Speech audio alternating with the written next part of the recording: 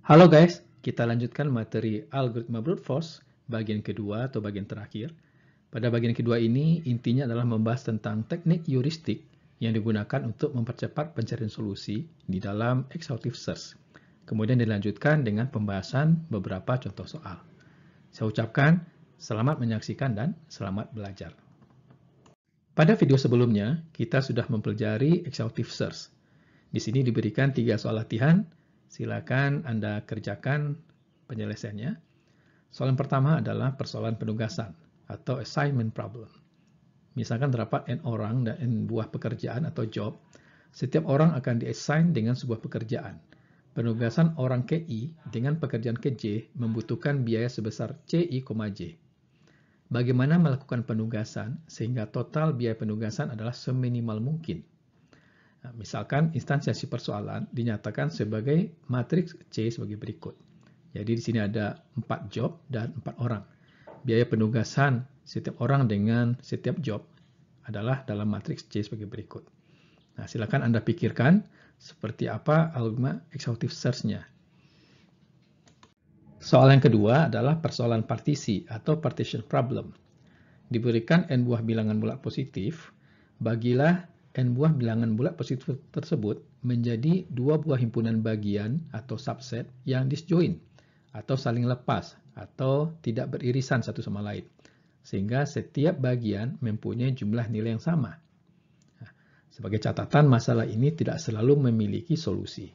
Contohnya, jika N sama dengan 6 dan bilangan bulat tersebut adalah 3, 8, 4, 6, 1, 2, dibagi 2 menjadi 3, 8, 1 dan 4, 6, 2. Nah, setiap subhimpunan ini memiliki jumlah yang sama, yaitu 12. Ya, 3 tambah 8 tambah 1, ini 12. 4 tambah 6 tambah 2 adalah 12. Nah, rancanglah algoritma exhaustive search untuk masalah ini. Cobalah mengurangi jumlah himpunan bagian yang perlu dibangkitkan. Soal yang ketiga adalah tentang bujur sangkar ajaib atau magic square.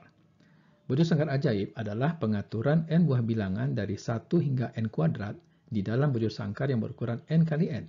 Sedemikian sehingga jumlah nilai setiap kolom, baris, dan diagonal sama. Rancanglah algoritma exhaustive search untuk membangkitkan bujur sangkar ajaib orde N. Nah, sebagai contoh di sini, bujur sangkarnya berukuran 3 kali 3 dan diisi dengan nilai-nilai 1 sampai 9. Nah, jumlah nilai pada setiap baris, pada setiap kolom, dan pada setiap diagonal itu sama. Nah, jadi pada contoh ini 4 tambah 9 tambah 2. Berarti di sini adalah 15. Nah, jadi jumlah nilai pada setiap baris, setiap kolom, dan setiap diagonal itu jumlah sama, yaitu 15. Teknik exhaustive search dipakai untuk menyerang suatu algoritma kriptografi. Tentang kriptografi, saya yakin kalian masih ingat, karena ini pernah kita bahas di dalam materi teori bilangan pada kuliah matematika diskrit semester yang lalu. Di dalam kriptografi, exhaustive search merupakan teknik yang digunakan oleh penyerang untuk menemukan kunci dekripsi, yaitu kunci yang digunakan untuk mengubah ciphertext menjadi plain text. Caranya adalah dengan mencoba semua kemungkinan kunci sampai ditemukan kunci yang benar. Serangan semacam ini dikenal dengan nama exhaustive key search attack atau brute force attack. Serangan exhaustive key search attack atau brute force attack ini juga digunakan dalam menemukan password, PIN, dan kode rahasia lainnya. Sebagai contoh, DES atau Data Encryption Standard adalah salah satu algoritma kriptografi kunci simetri, yaitu algoritma kriptografi yang kunci enkripsi dan kunci dekripsinya sama. Di dalam DES, panjang kunci enkripsinya adalah 64 bit. Tetapi dari 64 bit tersebut, hanya 56 bit yang digunakan. Sebab 8 bit peritas lainnya tidak dipakai. Sehingga jumlah kombinasi kunci yang harus dicoba atau dievaluasi oleh pihak lawan atau penyerang adalah sebanyak 2 pangkat 56 kemungkinan. Nah, atau sebanyak angka ini. Nah, silakan dibaca ini ya, berapa nilainya ini. Sekarang andaikan bahwa untuk mencoba satu kunci diperlukan waktu 1 detik. Yaitu satu kunci dicoba untuk mendekripsi ciphertext, kemudian diperhatikan apakah hasilnya berupa plain text yang bermakna. Nah, jika belum, coba lagi kunci yang lain. Nah, untuk mencoba sebanyak ini, ya, sebanyak kemungkinan kunci ini, maka diperlukan waktu komputasi kurang lebih selama 2.284.931.317 tahun.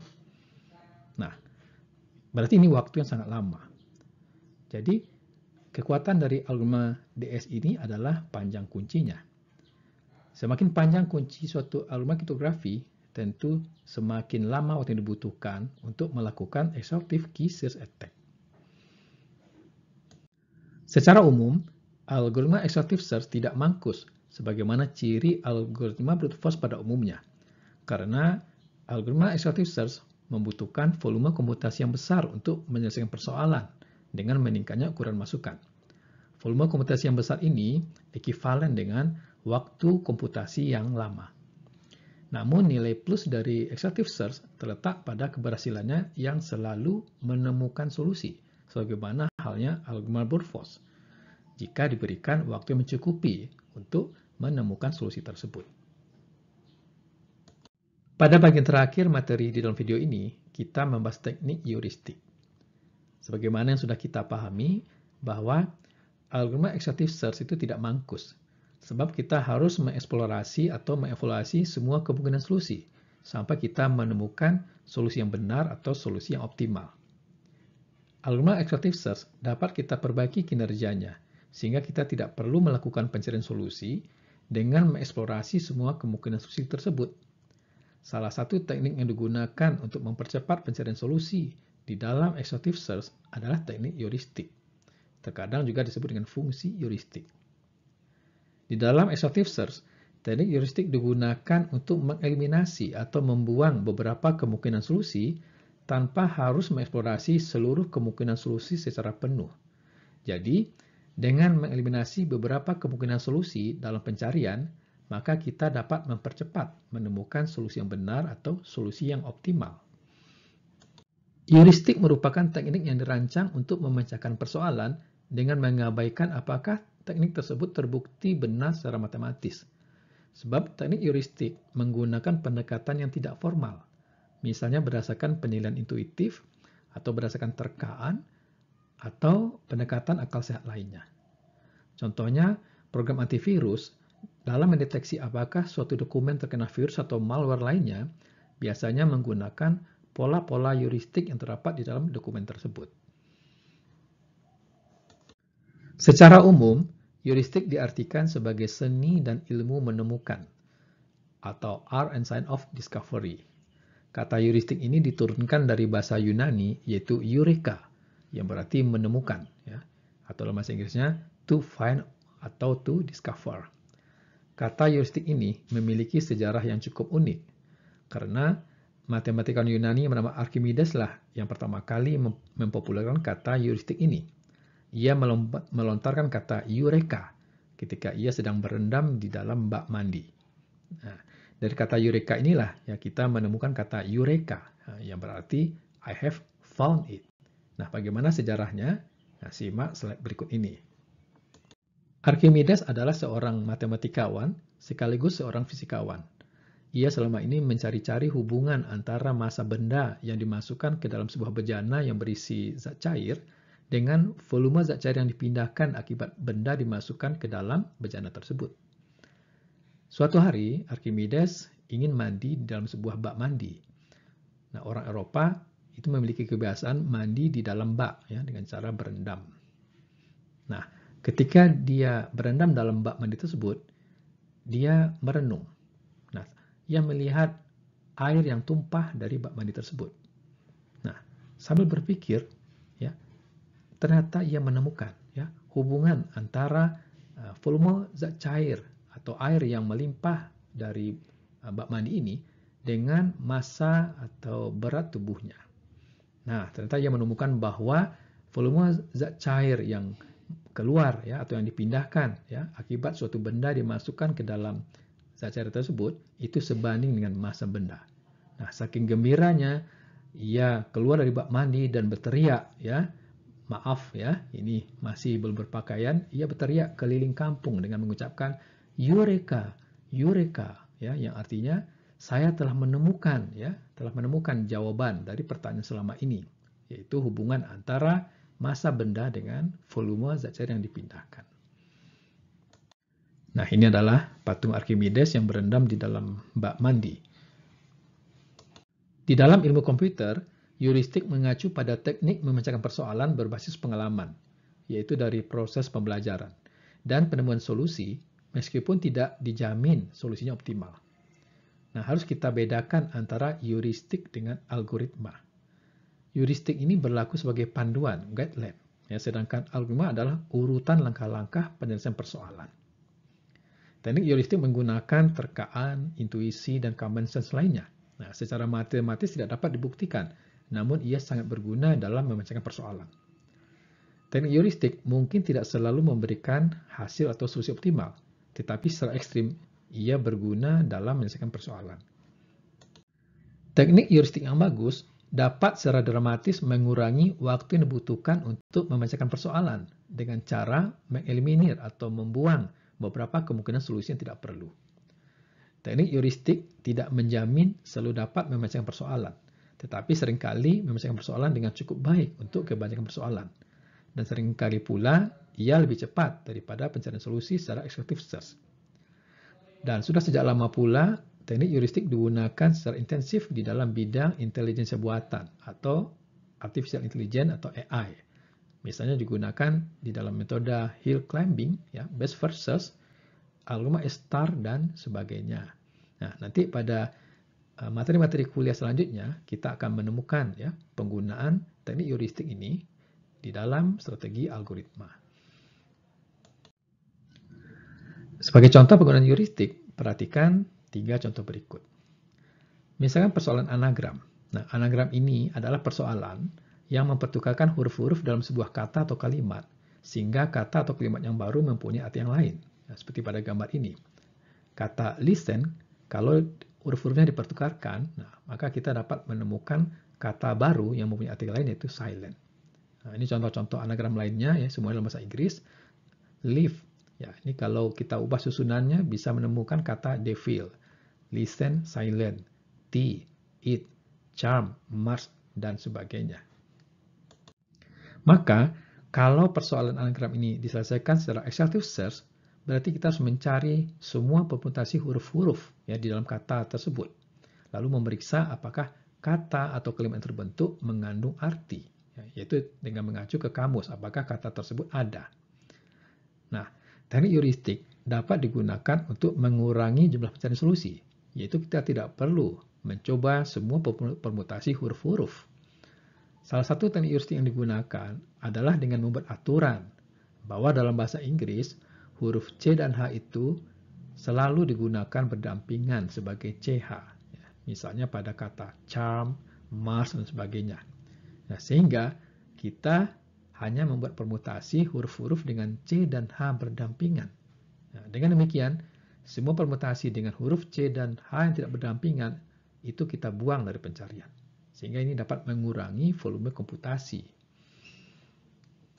Contoh yang kedua adalah kubus ajaib atau magic square yang berukuran 3x3. Ini adalah persoalan yang menempatkan angka-angka 1 sampai 9 ke dalam sebuah kotak yang berukuran 3x3, sedemikian sehingga jumlah nilai pada setiap baris, pada setiap kolom, dan pada setiap diagonal itu sama. Nah, kubus ajaib 3x3 ini memiliki 8 buah solusi seperti ini, atau 8 buah susunan. Nah, kalau kita amati, setiap susunan ini merupakan permutasi angka-angka 1 sampai 9. Nah, coba perhatikan, ya, setiap susunan ini merupakan permutasi angka-angka 1 sampai 9. Maka kalau persoalan kubus ajaib ini kita selesaikan dengan exhaustive search, berarti kita perlu memeriksa sebanyak 9 faktorial, ya, yaitu permutasi angka-angka 1 sampai 9 itu adalah 9 faktorial. Berarti sebanyak 362.880 buah susunan solusi yang mungkin, ya. Kemudian untuk setiap susunan solusi itu kita periksa apakah jumlah setiap baris, setiap kolom, atau setiap diagonal itu sama, yaitu 15. Nah, kita dapat mempercepat pencarian solusi ini yaitu dengan menggunakan teknik heuristik. Yaitu pada setiap pembangkitan permutasi kita periksa apakah nilai 3 buah angka pertama itu jumlahnya 15. Kalau jumlahnya 15, berarti kita teruskan dengan angka berikutnya. Nah, kalau misalnya tidak 15, berarti kita hentikan ya. Kemudian kita lanjutkan dengan permutasi lainnya. Contoh yang ketiga adalah pada permainan Edpuzzle. Ini merupakan versi sederhana dari 15 puzzle. Pada permainan Edpuzzle, terdapat 8 buah ubin yang diberi nomor 1 sampai 8 dan sebuah ubin kosong yang digunakan untuk pergeseran ubin-ubin ini ke kiri, ke kanan, ke atas atau ke bawah.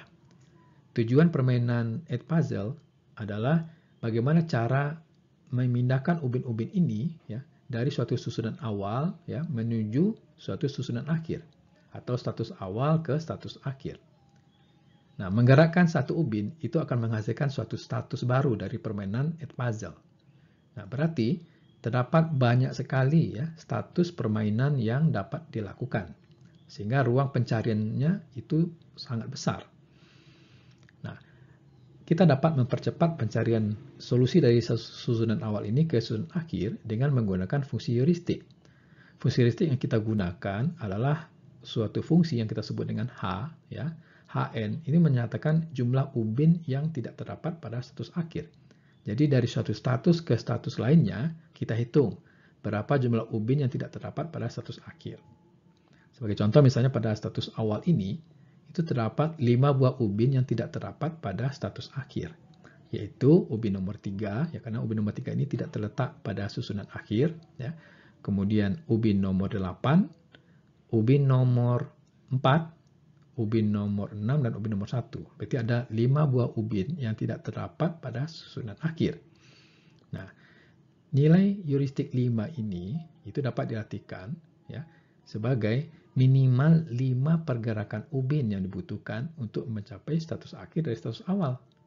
Nah, fungsi heuristik ini itu didasarkan dari pengamatan saja, ya, secara intuisi saja. Dan ini tidak dapat dibuktikan secara matematis apakah fungsi heuristik ini menghasilkan solusi yang optimal. Nah, namun ia berguna ya untuk mempercepat pencarian solusi.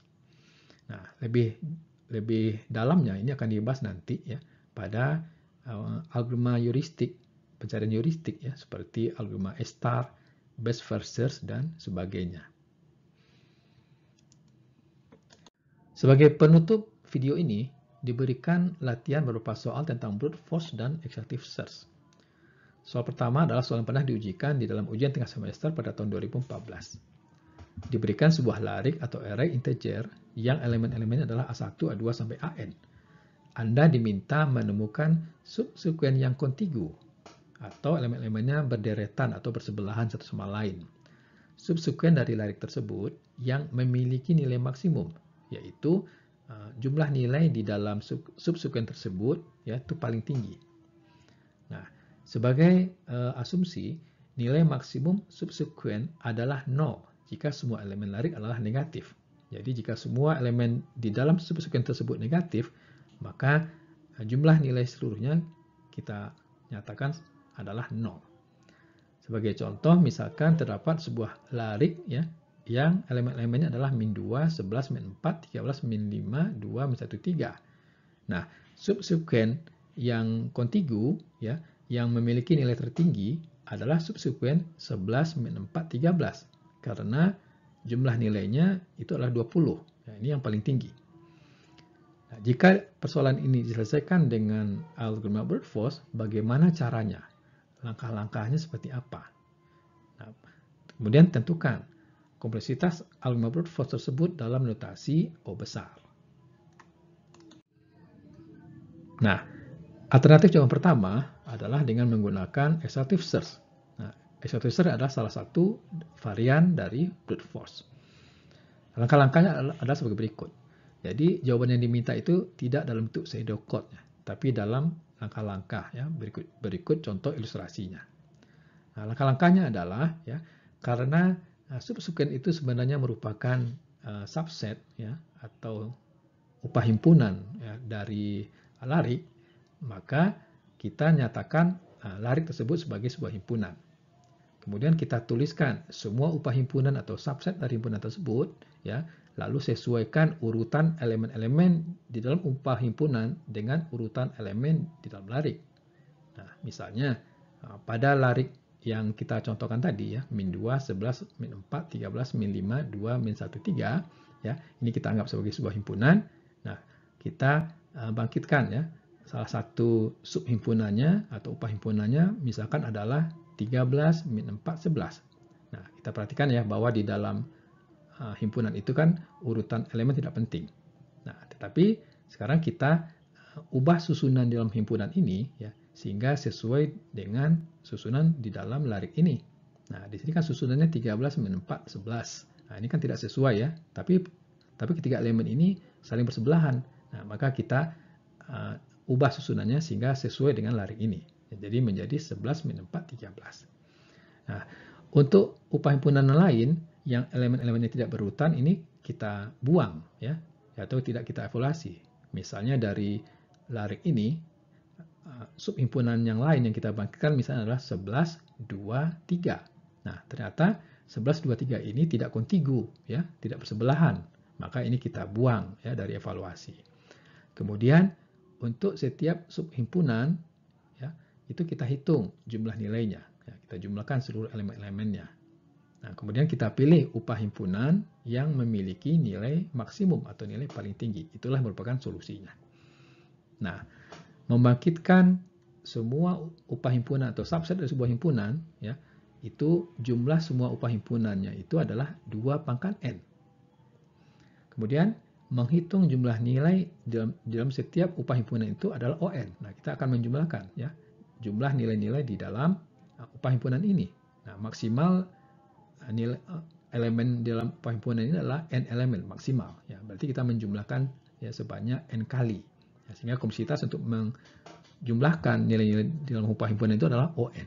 Sehingga kompleksitas algoritma seluruhnya itu adalah ON kali 2 pangkat N. Itu eksponensial. Nah, alternatif solusi yang kedua, ya, ini lebih baik dari yang pertama.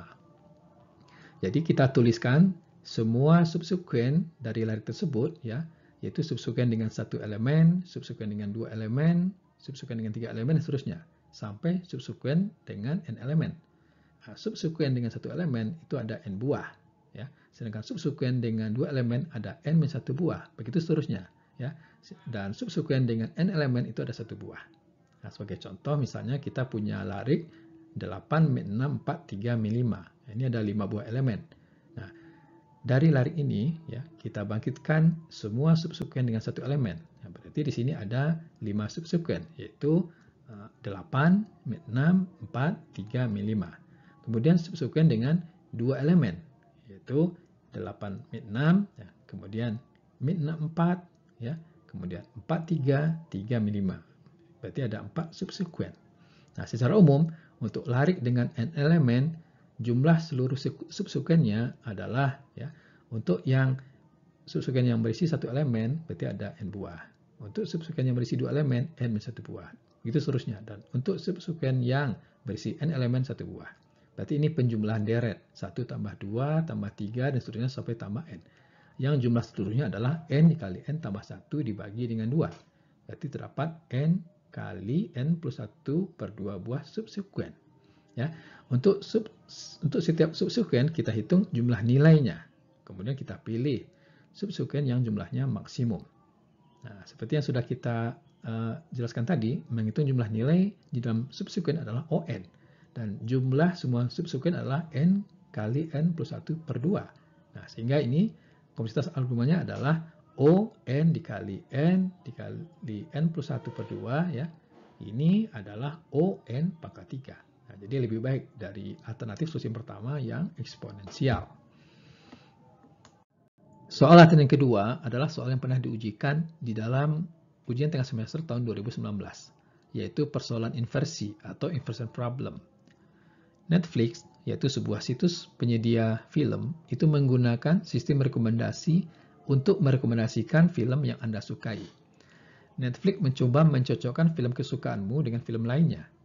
Sistem rekomendasi tersebut adalah sebagai berikut. Misalkan kamu meranking n buah film. Selanjutnya, Netflix memeriksa basis datanya untuk mencari orang dengan kesukaan film yang mirip. Ukuran kemiripan yang digunakan adalah jumlah inversi antara kedua ranking. Misalkan ranking dari orang tersebut adalah 1, 2, 3, sampai n. sedangkan ranking dari kamu adalah A1, A2 sampai AN. Film I dan film J disebut inversi jika I kecil dari J, tetapi AI besar dari AJ. Nah, sebagai contoh, misalkan terdapat 5 buah film, yaitu A, B, C, D, dan E. Nah, Anda meranking sebagai berikut.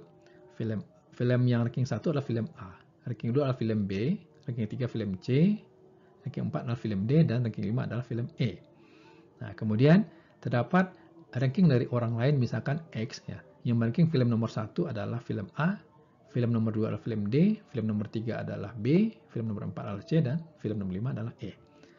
Berarti di sini terdapat 2 buah inversi, yaitu 32 dan 42. Nah, kenapa 32 dan 42? Nah, kita perhatikan di sini bahwa 2 lebih kecil dari 4, tetapi rankingnya di sini ya lebih besar, ya, yaitu 3 dibandingkan dengan 2.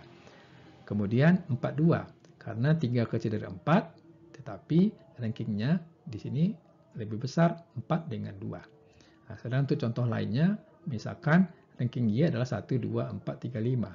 Maka di sini hanya terdapat 1 buah inversi, yaitu 43. Karena 3 kecil dari 4, tetapi rankingnya 4 lebih besar dari 3. Nah, karena jumlah inversi dengan Y lebih sedikit dibandingkan dengan X, maka kesukaanmu itu lebih mirip dengan Y. Nah, Anda diminta menyelesaikan persoalan inversi sebagai berikut. Diberikan sebuah senarai A dengan N elemen. Hitunglah jumlah inversi di dalam senarai tersebut. Nah, sebagai definisi inversi yang sudah disebutkan tadi adalah jika I kecil dari J, tetapi AI besar dari AJ, maka pasangan AI, AJ disebut inversi. Ya, sebagai contoh, A sama dengan 19645, maka jumlah inversinya adalah 5, yaitu pasangan 96, 94, 95, 64, dan 65. Nah, pertanyaan yang A, hitung jumlah inversi dan pasangan inversinya pada senarai A 1, 5, 4, 8, 10, 2, 6, 9, 3, 7.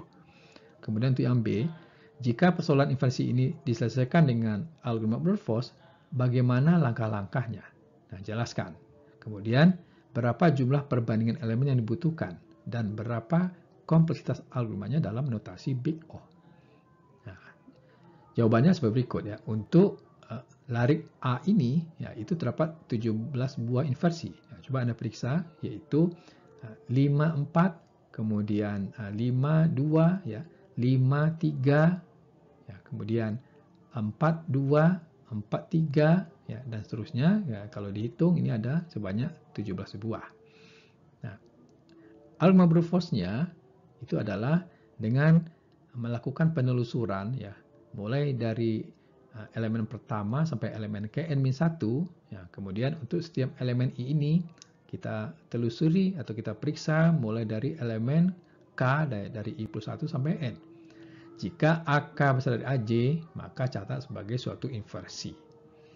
Nah, di sini berarti kita akan menghitung berapa jumlah perbandingan ini, yaitu membandingkan AK dengan AJ ini. Nah, ini dapat kita hitung ya semuanya. Ini adalah sebanyak N kurang 1, ya, berarti untuk pengulangan yang pertama ini sebanyak N-1 kali, ya, karena di sini ada 2 buah loop bersarang, ya, berarti ada N-1 perbandingan. Kemudian untuk I sama dengan 2, ya, berarti K-nya dimulai lagi dari I plus 1 sampai N, ini sebanyak N kurang 2 perbandingan, dan seterusnya, ya, sampai nantinya, ya, ada 1 perbandingan. Nah, ini dapat kita jumlahkan karena ini deret aritmatika, jumlahnya adalah N dikali N-1 per 2, berarti ON kuadrat. Nah, ini adalah soal UTS, tapi silakan Anda cari solusinya, ya. Misalkan kita menempuh perjalanan sejauh 100 km, dimulai dari titik 0 dan berakhir pada kilometer 100. Di sepanjang jalan terdapat SPBU pada jarak 10, 25, 30, 40, 50, 75, dan 80 km dari titik awal. Tangki bensin pada awalnya hanya cukup untuk berjalan sejauh 30 km. Bagaimana cara kita menempuh tempat pemberhentian agar kita berhenti sesedikit mungkin? Nah, bagaimana penyelesaian persoalan ini dengan algoritma brute force? Jelaskan. Dengan demikian, maka berakhirlah materi algoritma brute force. Silakan Anda pelajari dan ulangi kembali materinya mulai dari bagian pertama sampai bagian yang sekarang. Silakan kerjakan juga soal-soal latihan yang terdapat di sini maupun yang terdapat di dalam website. Terima kasih atas perhatiannya dan saya ucapkan selamat belajar.